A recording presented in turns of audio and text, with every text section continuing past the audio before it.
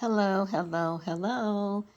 Welcome, welcome, welcome. This is Spiritual Gigi again with you to share some information.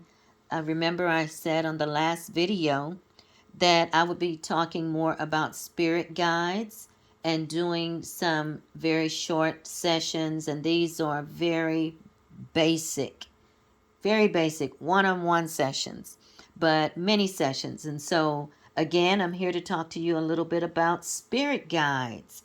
Welcome, welcome, welcome to my channel. If you have not already subscribed, please subscribe to my channel, like the video, and if you desire to leave comments and share it with someone else who you may think have an interest in spirit guides. So, this is part one of the series. And I am just so glad that you decided to join me in talking about spirit guides. So, last time I told you when I did the intro that I would give you a little more information. So, here it is today with part one of it. So, what are spirit guides? Okay, well, spirit guides, according to our Western culture, and it's a concept of like guardian angels, right? But they are guides or spiritual beings that have evolved and have been assigned to our souls to help guide us, to help heal us, to teach us during this journey of our lifetime in this lifetime.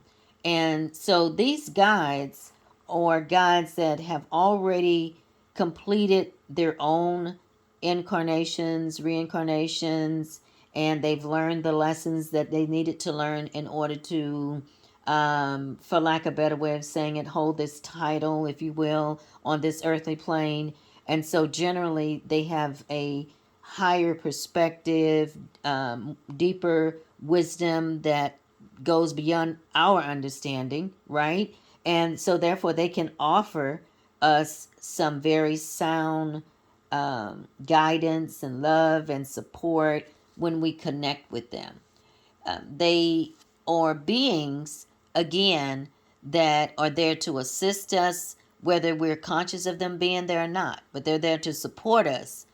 And if we ask for their assistance, then they will provide assistance. So whether we believe it or not, they're there. Whether we are conscious that they're there or not, they're there. So life can be a little more comforting, maybe, to guide us through some of the ups and downs, to support us in different circumstances, and sometimes even help us discover part of our life that we have not discovered, or to keep us from going into pitfalls that or bumping our head up against walls, or those things that we do when we make some decisions that we probably would have made if we otherwise had some better knowledge or wisdom to do so.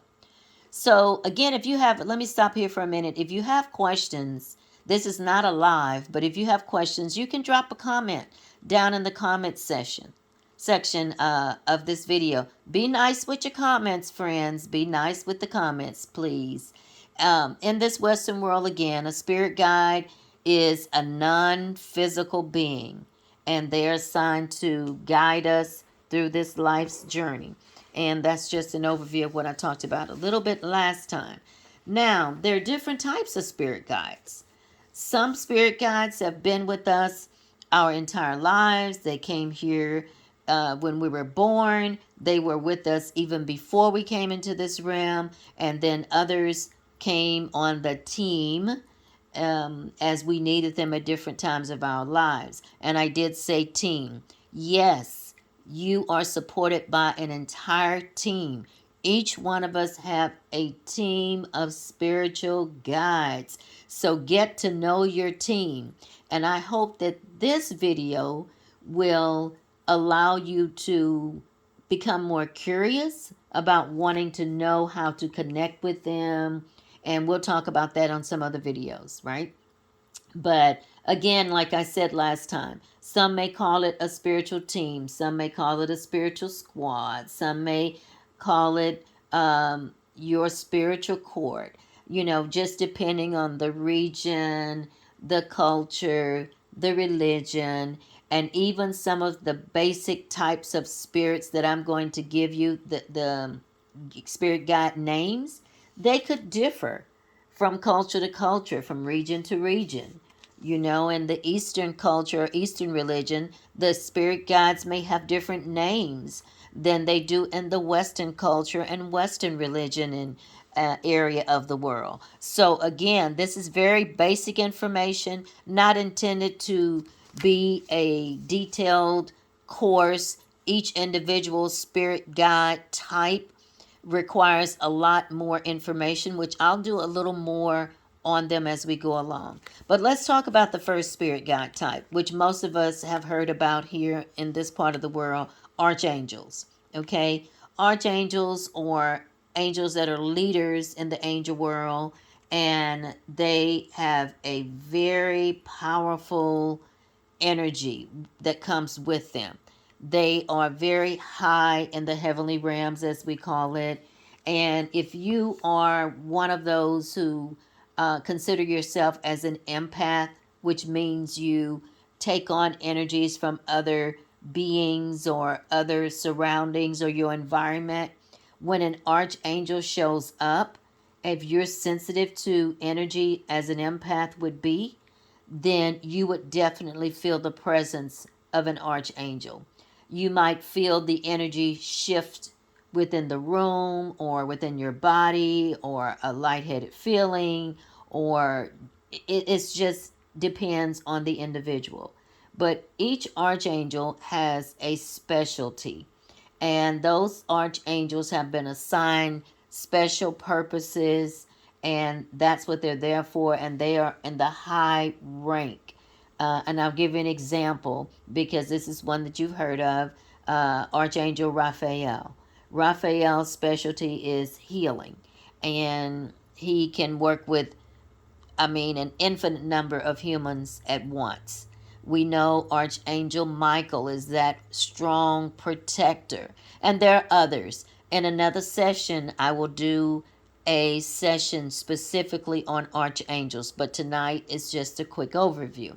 Another type of spirit guides are called guardian angels. Now, guardian angels are angels that belong to each one of us, that's been assigned to us exclusively, and we each probably have more than one. Okay?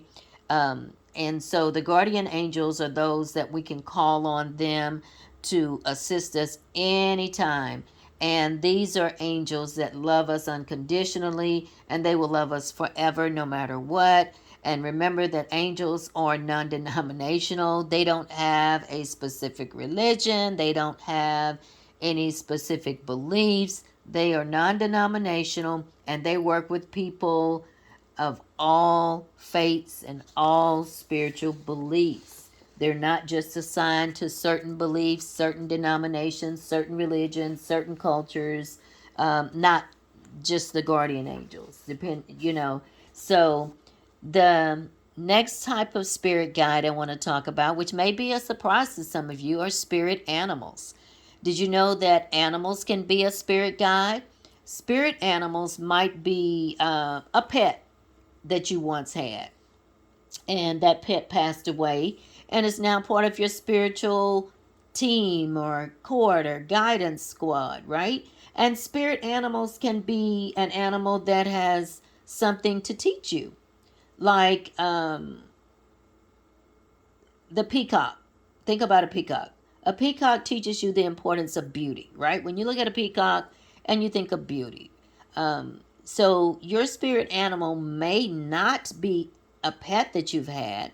It could be any animal that is in your spirit team, because there's something that you need to gain from that animal's character or animal's trait. It may be courage. It could be many, many, many things, infinite number of things. But spirit animals will usually show up for the first time in a dream. If you've had dreams and you keep dreaming about a specific animal, and the dream really doesn't have much meaning at all, but this animal shows up in your dream, or you see this specific animal in your dream, that could be a spirit guide as an animal showing up in your dream to assist you with something, right? Some spirit guides, like a wolf, show up when you are in survival mode, right? Because wolves show you the importance of getting your survival needs met. They know how to survive. So it just depends. Now, they may show up in a dream, as I said, or guess what? You may have an animal to show up in your backyard or your front yard, or that you see an unusual animal that you normally don't see on the side of the road on your drive home, or that may fly before you, or you keep seeing crows, or you keep seeing, um, what do you call those birds? Pelicans, or just different things that you may see that as an animal that could possibly be a spirit guide as an animal. Or say for example, you just notice and it gets your attention. You are at work and you are in the lunchroom or at your desk or talking to someone or passing down the hall, and you see someone with maybe a bag, a lunch bag, or a coffee mug, and it has a specific animal, and it just grabs your attention and you're not really sure why. It's like your eyes just zero in on that animal. That's another way that they can try and connect with you. It's just about being aware. Another type of spirit guide is an ascended master. Now, ascended masters are those that are high ranking, like Buddha, Mother Mary. They were once Jesus. They were once human or in human form, and they lived a journey here on this earth, and they had very deep spiritual knowledge and influence on our lives, and they show up to help with spiritual growth. They have a very special place as leaders in the spirit world and as guides, and they're usually teachers to humans. And so all ascended masters or partners and work together in harmony, no matter what culture, no matter what religion that they were a part of when they were alive, that no longer exists in the spirit world. All those divisions, divided walls, denominations, various religions, various cultures, they do not exist. It's just here on this plane. So the ascended masters are those teachers and those of great position, again, like Mother Mary, Buddha, Jesus, and there are others, but that's just some that I can think of at this time. Another spirit guide might be ancestors or those departed ones that you love dearly and love you. You may know some of them and you may not know them. It depends on how many generations they go back. They may go back more generations than what you know of. And then there may be some that you may be aware of seeing pictures of. But those are your ancestral ones in your bloodline, in your lineage. Loved ones, and even if they're not in your bloodline, they could be adopted family. They could be those who were godparents or who were just like blood, or, as they say, thick as thieves, or, but they are ancestors. You could have a very, very best friend, or even a very close uh, relationship with someone, a spouse, all of those loved ones that are passed on. Some you may know, some you may not know, ancestral wise. Those can be spirit guides as well. They may choose, they get to choose to be one of your spirit guides, and they will be very active in supporting you from where they are by helping you in very practical ways. Okay, they are not as don't have a higher ranking as an ascended master or an archangel or anything like that, but they can help you in practical ways, like um, help guiding you to a new job, or guiding you to a new friend, or guiding you to when you're looking for a place to live and you're not sure. And they are also very good with nurturing relationships, or soothing your pain if you're going through some emotional pain, or being there with you to help give you courage and strength and peace and stuff like that in a special way. Very practical. It could be one of your grandparents can be an important spirit guide for you, whether you knew them well or not. It doesn't matter. So any human that has passed on might, and I use that word might, not always, but might become a spirit guide for you. If you are, say, for example, a dancer, you could have a spirit guide on your team who was once a dancer and performer, and now they want to help guide you and inspire you. So there are different deities and spirits, and in this case, we're talking about ancestral ones that you may not even know of. They may have been a writer, a very good writer, a very good singer, a very good speaker or motivator. They could have been a medicine man or medicine woman.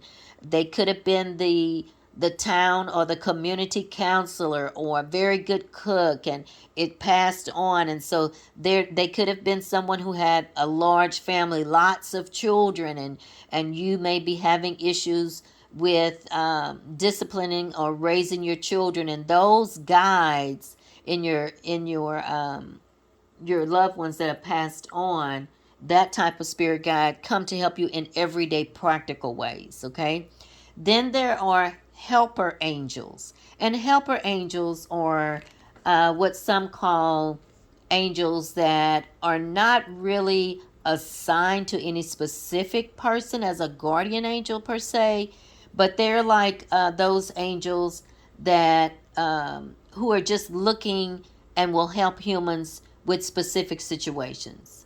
You know, again, sort of like the practical things, finding new friends. If you move to a new town and you need help finding a new friend, you can call on an angel. You don't have to know their name. You may not get to know their name, but they are there to assist you. They're like they're like freelancers, you know, just for lack of better words.